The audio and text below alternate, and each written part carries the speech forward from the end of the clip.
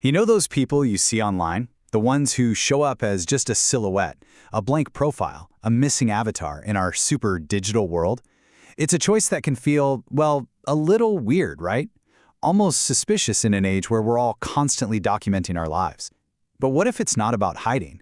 What if it's about something way, way deeper? That's exactly what we're going to get into. Now really, think about it for a second. When you see that gray default icon where a person's face should be, what's the first story your mind cooks up? Is it something negative, positive, or do you just find it confusing? That split-second judgment call is exactly what we're going to unpack. We sometimes call them online ghosts. And let's be honest, we all make instant assumptions about them. But here's the thing. Those quick judgments often say a lot more about our own relationship with social media than they do about the actual person behind that blank screen. And I bet these sound pretty familiar, right? Our brains just jump to conclusions. We think, oh, they must be hiding something, or they must be really insecure about how they look. We might even assume they're lonely, kind of awkward, or maybe just, not tech savvy enough to figure out how to upload a picture. These are the easy, default stories. But of course, the real explanation isn't always so dramatic or juicy. A lot of the time, there are some very straightforward, very practical reasons for choosing to be digitally anonymous. And look, these are all totally valid. Somebody might want to keep their work life completely separate from their personal life. And others are, rightfully concerned about digital privacy, creepy stalkers, and all the data being collected on us. In a world that screams, share everything, just choosing privacy is a real act of self-preservation.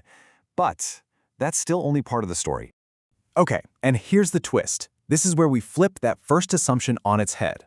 What if that blank profile isn't a sign of weakness at all? What if it's actually a sign of a deeply rooted, unshakable kind of strength? And this brings us right to the psychological core of this whole thing. The reason some people just opt out of the picture-perfect world of social media isn't because they're lacking something, but because they already have something really powerful inside themselves. So first, let's nail down this key idea: secure self-esteem. Now, this isn't about being arrogant or shouting about how great you are. It's a quiet, internal confidence. It means your sense of who you are doesn't skyrocket when you get 100 likes, and it doesn't plummet when you get 0. It's stable because you're the one generating it. It comes from the inside. And that leads right into this next concept, an internal locus of evaluation. Okay, that sounds academic, but think of it like this. It's having your own internal compass for what you're worth. You are the one who evaluates your own actions and character.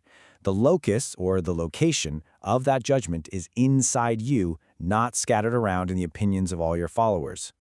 All right, so let's put these two big ideas right next to each other. Because on one hand, you've got a life that's validated from the inside out, and on the other, a life that's validated from the outside in. And man, they create two totally different ways of living in our digital world. And this chart just lays it out perfectly. With internal validation, your self-worth is steady. It's solid. You don't need the likes to feel good about yourself. And here's the big one. Your life is something you actually live, not a performance you're staging for an audience. So for someone with this mindset, being online is just an option. It's not a requirement. Now compare that to external validation, where your self-worth is a total roller coaster, going up and down based on what other people think. Life becomes all about curating that perfect image, and being online feels absolutely essential just to feel like you belong. This quote it absolutely nails it. For someone with that internal compass, their identity is built in the real world, through their actions, their relationships, their values. The online world, at best, it's a sideshow, and at worst, it's just an irrelevant distraction. So, let's tie this all together and look at that blank profile again, but from this completely new angle. It's not an empty space. It's actually a statement. So what are the big takeaways here? Well, first off, we've got to let go of that idea that being invisible online automatically means you're insecure.